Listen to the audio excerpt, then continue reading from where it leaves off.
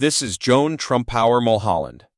By the age of 21, Joan Trumpouer Mulholland had participated in numerous anti-segregation protests, had served time in prison for her work with the Student Nonviolent Coordinating Committee (SNCC), and had been targeted by the Ku Klux Klan for execution.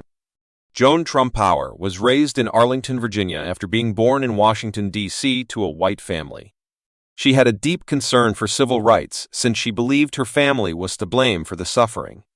Her family can be linked to some of the country's earliest slave owners, and her mother was a Georgian segregationist.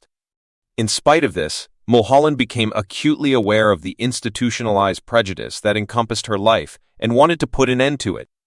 Mulholland's mother insisted on her enrolling at Duke University to ensure her daughter became a proper Southern woman in a time when desegregation at the college level was impending.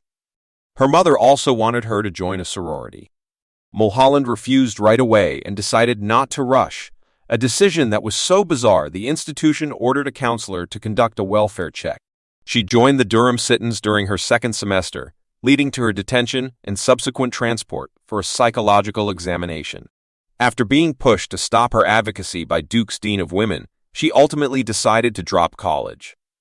To join the Nonviolent Action Group NAG, an SNCC affiliate based at Howard University, Mulholland relocated back to the Washington, D.C. region. Mulholland organized with activists like Stokely Carmichael while working on Capitol Hill. In the summer of 1961, they launched the Freedom Rides along with other NAG members. The Freedom Rides were a coordinated effort to highlight how Jim Crow regulations in the South kept racial segregation in place in spite of federal legislation that forbade it on interstate buses, rail lines, and in waiting areas.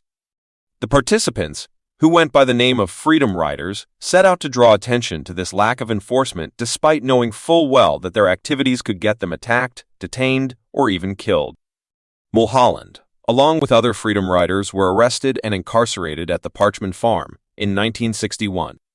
They stayed at the maximum security prison for 2 months, isolated on death row and mistreated on a physical and mental level. After being released from prison, she went right back to protesting segregation. Mulholland sat at the segregated Woolworth's lunch counter in downtown Jackson in the month of May 1963. This demonstration is frequently regarded as the most violent of the sit-ins.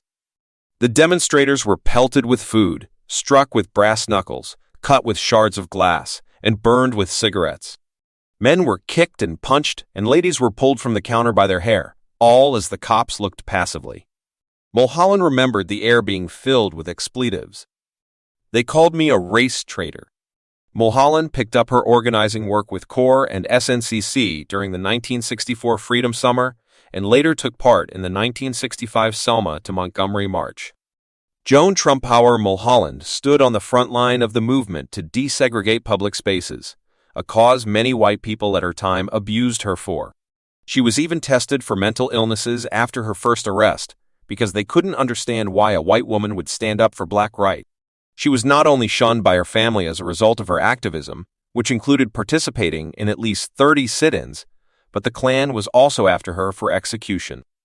Mulholland's father was ultimately worried for her safety, while her mother thought she had been sucked up into a cult. Mulholland is still alive today, and she is currently retired, living in Virginia.